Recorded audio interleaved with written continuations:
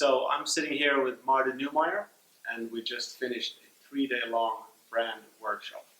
How did that feel? Well, I feel great because it went really, really well. We had a great group, 7 brands. I don't know how many people, something like 12, 15 people. 15 people. All really engaged, all smart, with real brand problems to work on. And you could just see a movement from sort of confusion and chaos in the beginning to absolute crystal clarity at the end. And I just loved seeing that happen in such a short amount of time. And everybody went away very confident and full of energy to make change happen. So I consider it a massive success. One thing you do exceptionally well, and I'm sure everyone agreed, is that you take very complex things and you make them very simple and easy to grasp. What's your secret? How do you do it? I'm impatient with complexity. I can't understand things that are complex, and I just, it irritates me. And I'm always trying to figure out, like, what's the essence of this idea so I can understand it. So I think it just starts with my inability to understand complicated, fussy things. Yeah, and that's all about you being a designer at heart, is it? Well, yeah, it is, I think. Yeah. I'm always yeah. looking for a way to symbolize or compress complicated ideas into something simple that can still be unpacked and have all their complexity in it, but so that you can deal with it, that it's simple enough that you can understand it on the surface. Yeah, it sounds like what most businesses need as well. I think so, yeah. Let me ask you this though, why is everyone talking about design and design thinking, do you think?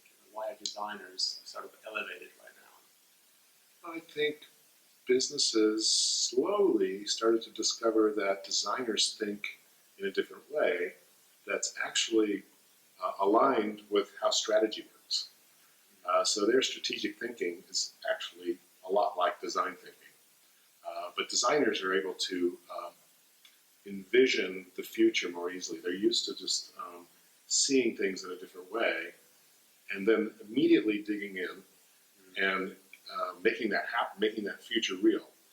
And so, I mean, people who are strategists or CEOs see that and they go, we could use some of that. How do we do it? So now the issue is, well, how do we incorporate those kind of people, that kind of thinking into a traditional business? Yeah. Or do we need to change our business so it's no longer traditional? These are the questions that are being asked.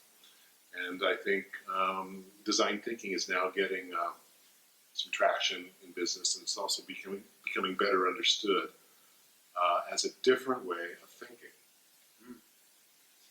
And what's the future of branding, do you think? You've written several books on branding and design and innovation, and Metaskills was more, I guess, about the future of work. Yeah, I've written 5 books, but well, my next book is about the future of branding, or at least it's about the actual present that maybe we're not taking full advantage of. Yeah, tell us about that. Well, when I wrote The Brand Gap, I tried to redefine a brand as a customer, something that the customer owns. It's a customer's gut feeling. It's not something that the company has total power over. Right? The company provides experiences for customers, and the customers turn those into the brand. But the brand is what they say it is. That's still true. What's changed is that this is so true now that customers now essentially run companies. I mean, they're not making all the decisions, but they're powering the companies. Without an energetic group of customers, you can't compete anymore. So that's what's changed. And so what's the job of the company in this situation? And the job is to organize these customers and empower them with the tools to build the brand, since they have been building the brand the whole time. But what do we give them so that they can do a better job of it? And what customers want is they want the brand to help build their personal identity. It's all about who they are. If I buy that product, what does that make me?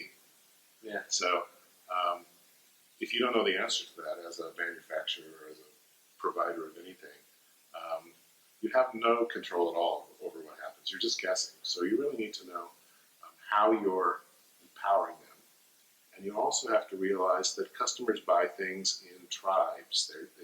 They belong to a group of people that think in a similar way about your product. So, you need to find your tribe. Really, the rule is one brand per tribe. If you've got two tribes, you've really got two brands that you're trying to maybe stretch it to fit two. So you really have to have one brand for every tribe, and then empower that tribe so it gets better and better and bigger, and spreads the word for you. Yeah. So business people still like to think that they can control brands. Can they do that? And what's the role of brand strategy? Is that changing, or? Well, no, there's still brand strategy, but no, they can't control the brand. I mean, they can influence it, let's say. They can set the circumstances up so it has the best possible chance of doing the company some good. They cannot anymore totally control it. That's the Mad Men days, where you create the brand out of thin air. You name it. You make the product. You advertise it like crazy on TV, and the only choice people have is buy it or not buy it. Now people have a lot of other choices, and they want to know a lot about the company. Like, what is this company doing? What's do I want to be involved with this company? Do their values match my values? All these kinds of things are happening. So it's really all about them now, and the strategy is about how to build that tribe, how to understand them, help them become who they need to become essential to their lives. So the strategy is about how do we behave in a way that we make customers better people, better human beings, more fulfilled. Sounds almost like the role of brands is elevated somehow. That it's not so much about the product and the functionality anymore. I think the best brands are about elevating customers. Yeah, absolutely. Yeah. That's a good way to put it. We're seeing massive change in the world. And on the other hand, we're not seeing so many companies doing enough about it, or let's say they're maybe falling behind a bit. So, and you write about this in Meta Skills. What are your thoughts on where we are at the moment? Where are we heading? Yeah. You look around in the world and there's a lot of problems, and it seems as if there are more problems than there ever were. And I actually think that's true. I think you look around at the economic inequality. You look at the inability of governments to make any decisions. Half the people want to go forward, half the people want to hold back or go back, reverse direction. You see Arab Spring. You see a lot of these things that just seem like just popping up out of nowhere. I don't think it's out of nowhere. I think what's happening is we are between paradigms. Right? So the old paradigm was, the industrial age. We all are very familiar with the industrial age, and we know how to make it work for us. But we're no longer there. We've moved past the industrial age into something that some people are calling the second machine age. I call it the robotic age. I just think it's a better visual, but it's the same thing. And but we're not there yet. And I think when people kind of try to envision what that's going to be like, a lot of people get really worried about it. They don't like the idea that machines are taking over a lot of our jobs, and it could end up being a very inhuman sort of place, the world.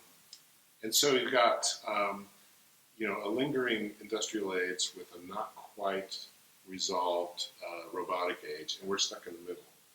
And so I think that's why right now we need people who are super creative and can deal with abstract ideas and are not afraid to look at new ways of being human. Right? And so my take on that is we need to move to a different kind of education. We need to educate ourselves right now in what I'm calling meta skills, which are the skills we need to create new skills. Because the skills we learn in school tend to be brittle. They work for one thing, but they don't work for something else. And they're also kind of two-dimensional. We need three-dimensional skills. We need skills in systems thinking, in emotional intelligence, in imagination. Like, have you ever had a class called Imagination 101? certainly not. Probably not, but maybe you should. Maybe those should be the subjects that we learn, and all the things we used to call subjects are just expressions of those skills, because those are the skills that never change, and they're the skills that we need today when everything's changing. So we need change skills. So that's what the book is about. Yeah, is that because the world is constantly changing and you need to be able to adapt somehow, and that's why you should maybe specialize in something particular, or more be on a higher level? Well, it's two things at once. You need to be general enough to be able to learn anything. So you need these general skills. But interestingly, the way to learn them isn't to try to learn everything at once. It's to learn one thing really deeply and have the experience of mastering something maybe really unique that you can then say, I've mastered something really unique. Now I'm going to move on to something else really unique because I know how to do it. Yeah. Right? A lot of people don't have the experience of mastering something anymore. And I think school is to blame for that. We try to teach everybody everything instead of saying, where do you want to go with your life? Let's help you get there. And let us set you up with the mentors you need to learn something that nobody else knows, right? And develop yourself and develop your skills at the same time. And how about businesses then? What is the future organization? What does that look like? Well, I think we're seeing it trying to start now. I think we're seeing a lot more collaboration. We're seeing a lot more sort of loose-knit teams coming together to work and then going apart again. Yeah. This sort of ironclad structure we had before, where everybody had a set role that never changed. I just don't think business is going to be like that anymore. I think it's going to be more about projects. You know, this year we're going to accomplish this, and we need this person, this team, this partner. Put those together, accomplish that, and then we'll, go on to another project after that. So it's a different way of thinking. And interestingly, that way of thinking is very familiar to people who are in creative fields. They're used to working on projects. They're used to being thrown in with a team they've never worked with and doing something great. So I think it's a good time to have gone to art school, let's say, as long as you're not still in the fine arts arena. But if you've gone to a design school of any kind, any kind of creative school, this is mother's milk to you. This is not a stretch. You may have to learn more about business if you don't know why you're doing the work.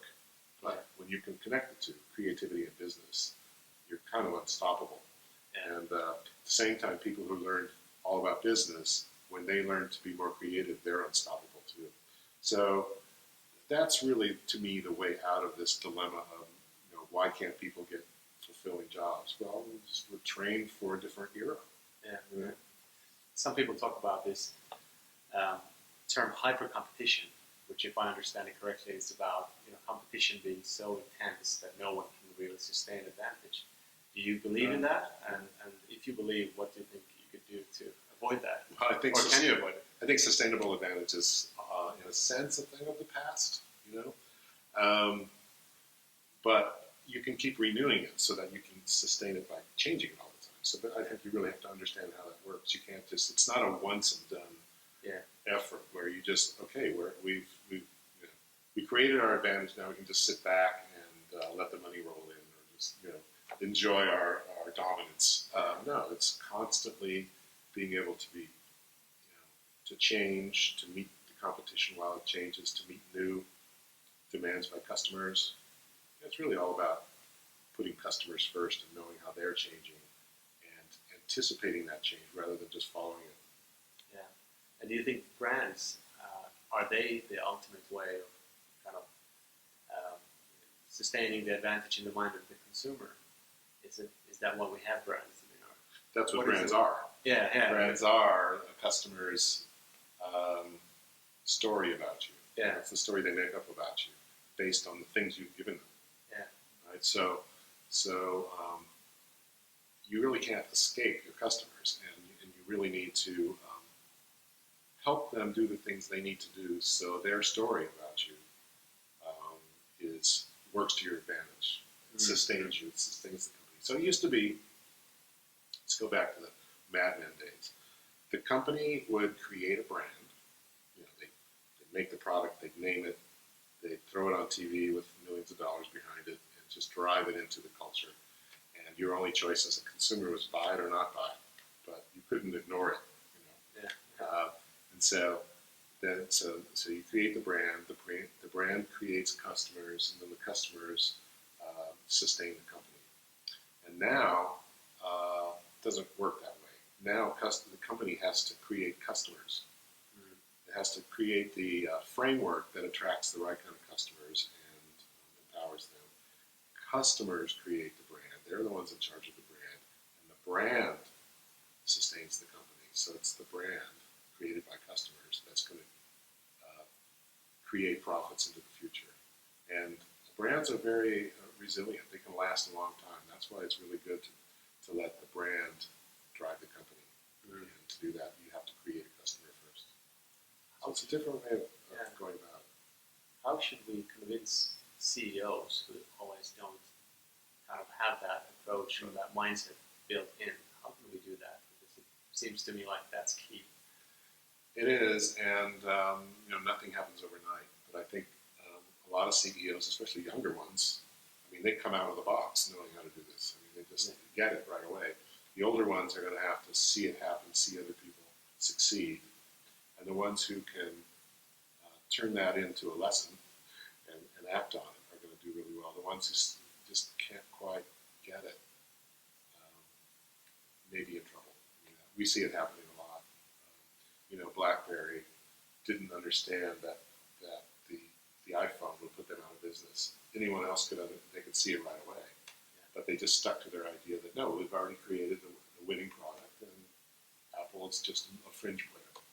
They didn't, because they weren't looking at it from the point of view of customers and how excited they were about this new product. And they weren't creating any excitement themselves. Yeah. They were just coasting. So that's a good example of what can happen. That could happen for Nokia too. Yeah.